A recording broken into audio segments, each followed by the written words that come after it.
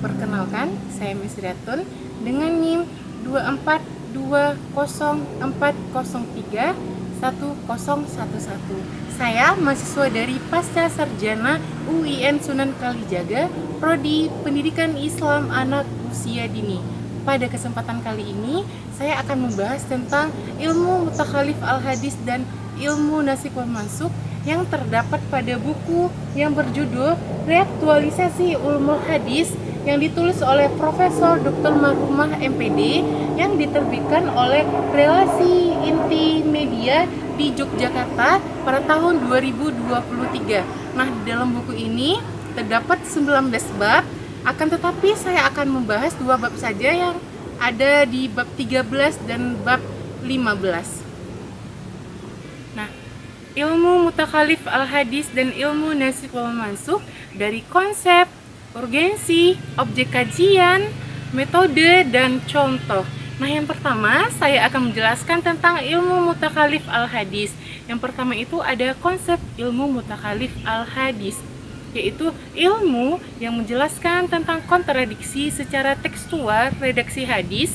Hadis yang dimaksud adalah hadis yang sanadnya berstatus sama-sama sahih, minimal hasan, dan bukan yang dhaif maupun maudhu. Yang kedua, ada urgensi ilmu mutakhalif al-hadis. Dalam hal mengkaji dan memahami hadis, penting bagi seseorang untuk melibatkan ilmu ini agar tidak sembarangan dalam mengatakan dan menilai kekuatan hadis, baik itu dhaif atau sahih. Yang ketiga, objek kajian ilmu mutakhalif al-hadis. Objek kajian ilmu mutakhalif al-hadis adalah hadis-hadis yang makbul yang tanpa bertentangan atau ta'arud. Yang keempat, metode ilmu mutakhalif al-hadis. Metode ilmu mutakhalif al-hadis itu ada 4. Yang pertama ada al-jamu, yang kedua ada al-tarjih, yang ketiga ada nasikh wa al-mansukh, yang keempat ada al-tauqif. Nah, yang kelima ini contoh ilmu mutakhalif al-hadis. Contohnya adalah hadis tentang larangan dan kebolehan membuang hajat menghadap kiblat. Menurut penelitian ulama hadis bahwa larangan Nabi berlaku bagi yang membuat hajat di tempat terbuka. Namun, jika membuang hajat di tempat yang tertutup, misalnya di WC, maka larangan tersebut tidak berlaku. Nah, yang kedua saya akan membahas tentang ilmu nasikh wal mansukh.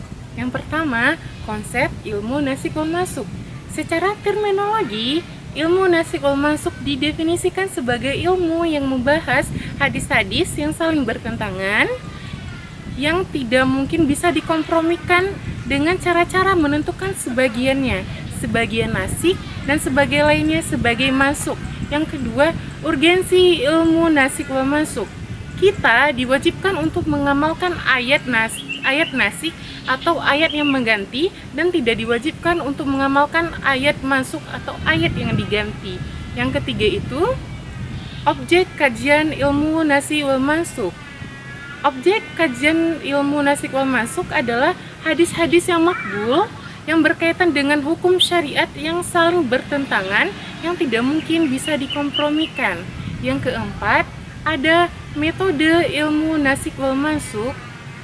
Penentuan adanya nasikh dan mansukh dalam hadis dapat diketahui dari beberapa aspek. Yang pertama itu dari penjelasan dari Nabi, yang kedua asbabul wurud, yang ketiga, penjelasan sahabat tentang hal tersebut dan sejarah. Nah, yang kelima, ada contoh ilmu nasikh wal mansukh. Contohnya adalah Rasulullah melarang ziarah kubur karena pada waktu itu penziarahan lebih menjerumus kepada kesyirikan. Sekian pemaparan materi saya hari ini. Lebih dan kurang saya mohon maaf. Wabillahi taufiq wal hidayah. Wassalamualaikum warahmatullahi wabarakatuh.